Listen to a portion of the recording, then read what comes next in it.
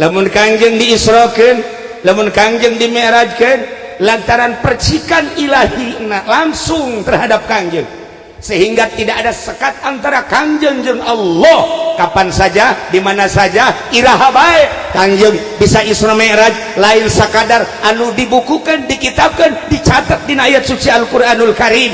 Kangjeng Nabi bisa Isra iraha bae, Mi'raj iraha bae, sebab antara Allah jeung Kangjeng, antara Kangjeng jeung Allah tidak ada sekat.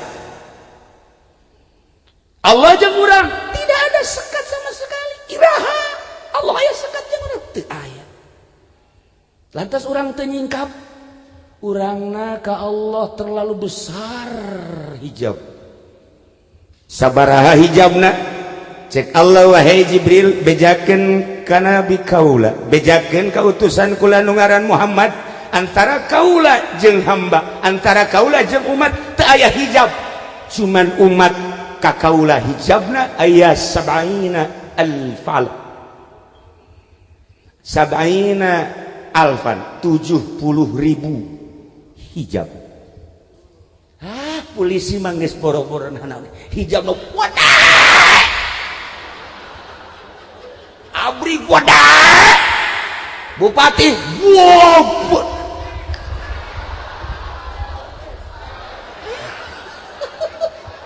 Hijab. Tetapi malam ia terbuka. Siap duduk simpul. Karena isukna libur. Lamun teu libur cadu. Tah ulah kitu cenah kiai, aing mah deuk kitu bae aja. Henteu. Teu setiap polisi kemudian terhijab, tidak. Tidak setiap TNI terhijab, atuh henteu. Bahkan tidak setiap kiai terbuka hijab, ya Ki Jamal mah hijab lo gede jasa. Ya karibulah disangka. Ya ka dieu ge nya hayang amplop.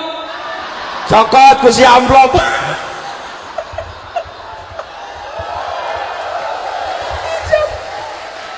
Ya Karim, untuk membuka tabir hati. Maksudna naon? Aya hiji cerita.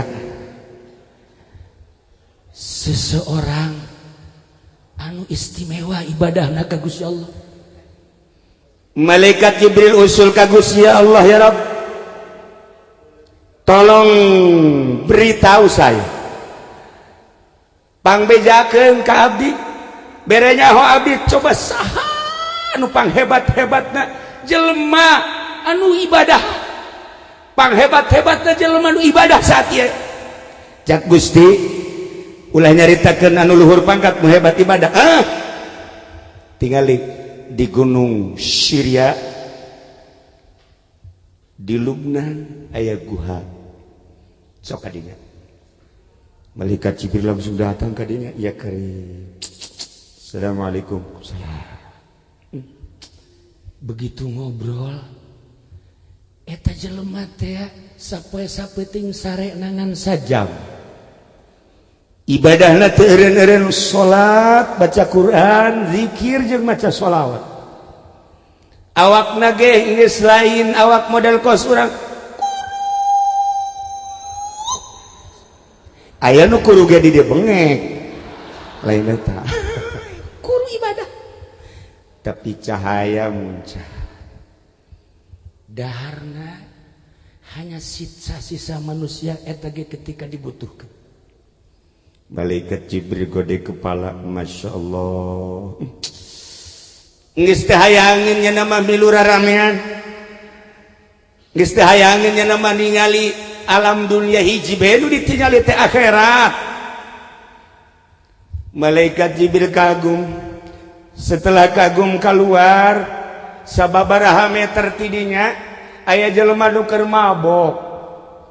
Ngagali taneuh deuk nyieun pager lantaran mabok, sakilan geus diliangan eta tihang teu daek asup-asup mabok atuh peing deuk kumaha. Kohen nya geus adik geus ngagilek deui ka dieu ngagilek. Oleng. Tuh sia masih mah mabok sia. Ayawan gua ieu.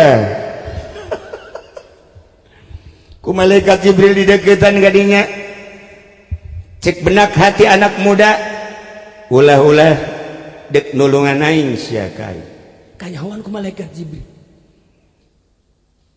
gerintes hatena seperti eta langsung malaikat Jibril nggak deketan kunyana dia omong hei manusia lamun maneh manusia hei malaikat mun anjeun malaikat ulah coba-coba nulungan kaula ulama hiji bae minta tolong Allah cek malaikat Jibril nu mabok kieu heran mah langsung jana bebeja ieu Jibril utusan Allah tidak mau tahu sekalipun Jibril lamun deuk nulungan kula teh bisa ieu Jibril Allah masyaallah isi mabok kieu ya Allah mantap hati-hati Pak Kapolsek nu mabok jangan setiapnya mabok tangkep jangan rantai saja Allah karim guys malaikat Jibril usul ka Gusti Allah ya Rabb aya dua sosok manusia nu aneh nu hiji ibadah di guha anu luar biasa nu hiji pemabok tetapi aya perbedaan pandangan ya Allah ya Rabb nu mana nu sebenarnya nu istimewa menurut anjeun ya Rabb lamun dicaritakeun mah panjang cek pangeran Jibril bejakeun kanu di guha nyana meureun ibadah teh hayang kapanggih jeung kaula rek manggihan nyana setelah ngasupkeun gajah ka jero liang jarum 1000 bejakeun kanu mabok janyana ge ngomongna ka aing bae sanajan mabok ge teu salat ge nyana ngomong Allah mah teleb sia teh nu mabok bejakeun aing nu agung kula nu agung rek manggihan setelah 1000 gajah diasupkeun ka liang jarum sampaikan malaikat Jibril langsung datang deui ka guha ki kula ibadah hayang kapanggih jeung Allah hayang mi'raj Allah bakal manggihan ka anjeun alhamdulillah tetapi dengan catatan ke Allah rek ngasupkeun heula gajah 1000 ka liang jarum oh tama bahasa bahwa Allah moal datang berarti kain geus aing mah ibadah geus neuk-geusan ku ari mah aing deuk ka kota deuk mabok ku ari mah dibalik Haji Jamal teh modelna coba datang ka nu mabok cek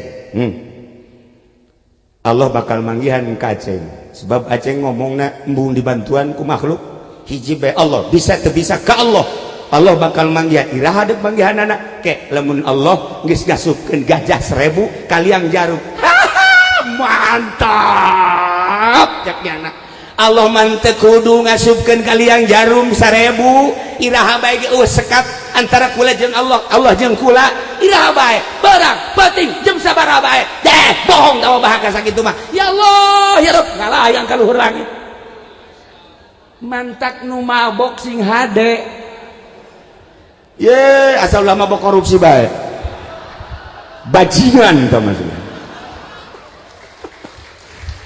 nah cerita tentang Isra sering tertuju ke Kanjeng Nabi cerita tentang Mi'raj luar biasa nu kuari dek dicaritakeun mah kumaha urang bisa Isra jeung Mi'raj lantaran percikan Nabi aya di hati dunia langit bumi katut eusina dipuateun di hati moal mahi tetapi Allah dipuateun di hati orang mukmin asup Masya Allah karim percikan Kanjeng Nabi ketika Allah qabdotan min nurihi segenggam dicokot dijadikan cahaya Kanjeng Nabi dijadikan manusia kabeh berikut jeung alam-alam ya Allah teu sadar urang teh bahwa di diri urang aya percikan Kanjeng Nabi Muhammad sallallahu alaihi wasallam mantak moal dateng ka teu ka sorga kajen kukumaha Kapolsek sorga Kapolres sorga Kapolri sorga cuman diperhitungkan heula kena ngojai di neraka jahanam sakedeung 1000 tahun. Lamun teu bener ya lewatnya ka ditu, lewat ke surga set, lewat teuing. Teu kitu. Teu malalagaan jak kiai ge nu ka neraka loba. Atuh komo polisi. Atuh ieu mah keur carita. Ya Allah ya Rabb, lain urang anu menghukumi masuk surga jeung neraka, Allah nu bogana, hanya cerita. Allah nu bogana. Maka manusia yang paling hebat Kangjeng, urang penerusna paling istimewa kumaha? Setiap bertemu dengan seseorang ulah suuzon. Sebab naon? Aya percikan ilahi. Kesalahanna hanya dirina. Ketika orang kapanggih jeung pejabat, baju kebesaran dipake, di jero dadana aya percikan ilahi jeung percikan Kangjeng. Masya Allah. Orang bisa pelukan, sama-sama aya percikan. Adapun baju beda, beda baju, beda langkah ke di akhirat nanti, beda tempat. Wallahu a'lam. Tuh saya maju seri bae. Ya, jelas mah aya percikan. Urang kapanggih jeung kiai apalagi nama sering zikir, sering baca Quran, sama-sama aya percikan ilahi, aya percikan Kanjeng Nabi. Ketika urang kapanggih jeung kafir sarua bae, mantak naon pelukan sama-sama hamba Allah. Di jero dadana aya percikan ilahi cuman tidak terbuka. Nah, kapanggih urang jeung nini peluk nini. Kapanggih jeung jahe lebih erat. Tuh kahayang sia kan, dasar bajingan. Kembali kumaha carana sangkan urang bisa Isra, kumaha carana sangkan urang bisa Mi'raj. Dalam artian Isra lempang ti peuting, hartina lempang ada satu yang dicari, hartina peuting adalah gelap, ada satu yang dicari lantaran belum bersinar. Maka dengan Isra tidak akan wusul ilallah, kudu Mi'raj, bertemulah Kanjeng Nabi dengan Allah, maka urang mi'rajkeun. Sok carana kumaha? Babari. Sebab di kolbu urang geus aya Allah, di kolbu urang geus aya Muhammad. Cuman tinggal nyingkapkeun ada beres. Nah, lamun urang ningali perjalanan-perjalanan para waliullah kabeh geus tersingkap. Syekh Maulana Mansuruddin bisa salengkah ka Banten. Lamun Syekh Syarif Hidayatullah di Cirebon ka Banten cuman perem doang, la ilaha illallahul jalilul akbar, blek datang ke Banten. Babacaanana sakitu, la ilaha illallahul jalilul akbar. Baca ku Haji Pendi, la ilaha illallahul jalilul akbar, sak ka sumur. Model heran yang babacaan aja eta keneh. Akhir itu ai Syekh Syarif Hidayatullah datang ke Banten, Syekh Mansuruddin datang ke Banten, ai kunaon Haji Pendi ka sumur. Salah maca apa kumaha sih? Masya Allah. Salah nyingkapkeunana. Hareupna ji, hareupna nu disingkapkeun. Ulah tukang atuh kenal pot mah. Ya Allah ya Rabb. Nah, singkapkeun hate urang ya Allah. Allah ngadamel ruh. Aya tempat nu mentak di ngaranan alam ruh. Setelah Allah ngadamel ruh, ngadamel alam dunia. Sanes Allah ngadamel alam dunia, ruh diturunkeun hiji-hiji setelah dikhitab ku Gusti Allah. Dihitab ku Gusti Allah. Naon tah kaula lain pangeran anjeun? Golu bala syahidna sumuhun.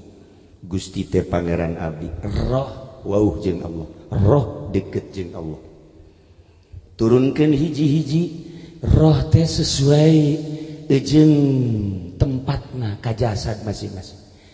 Melalui cai diturunkeun ka cai heula set baseuh roh.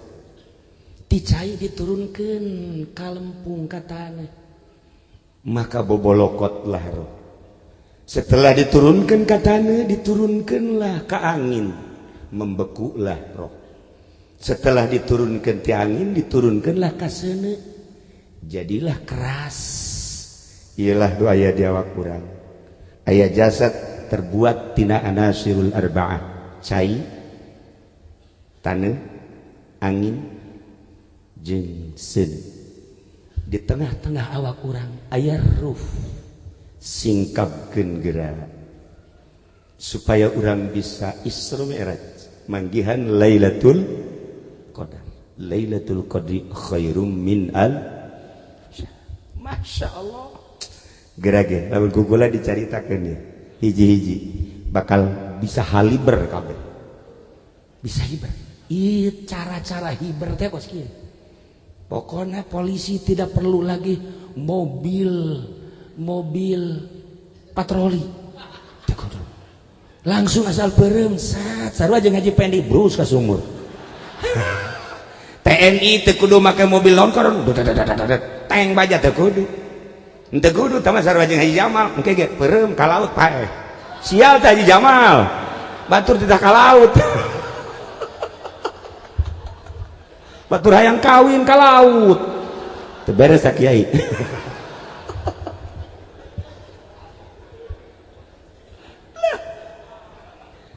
Lamun dicaritakeun tentang hijab nu 70 moal anggeus, tetapi ternyata aya pos-posna. Urang datang ka posna, datang ka pos hiji, pos 2, pos 3, pos 4, cukup 4 bae pa posna. Ulah datang ka 5, embe gembel teh ngaranna.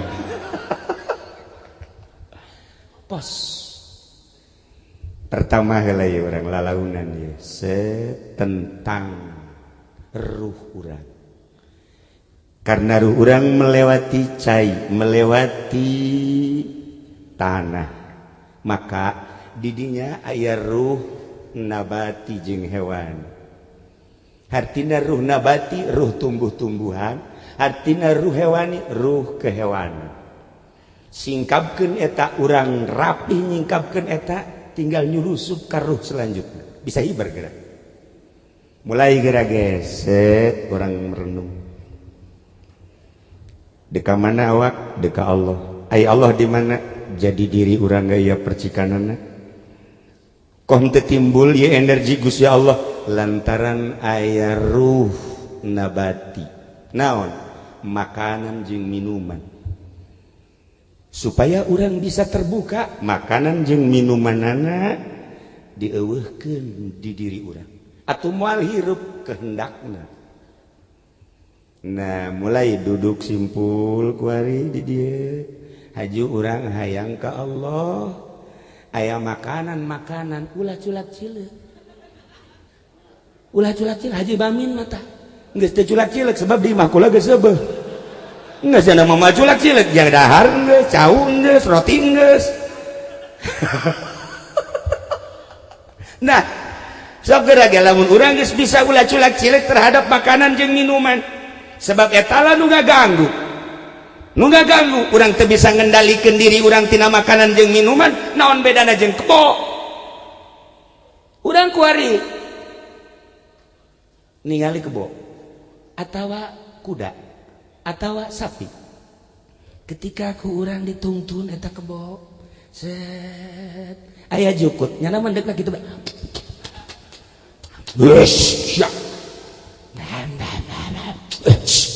Urang disiap-siap terus datang ke sawah kadinya aya pare nu keur mejeuna. Nah, siapa pare teman?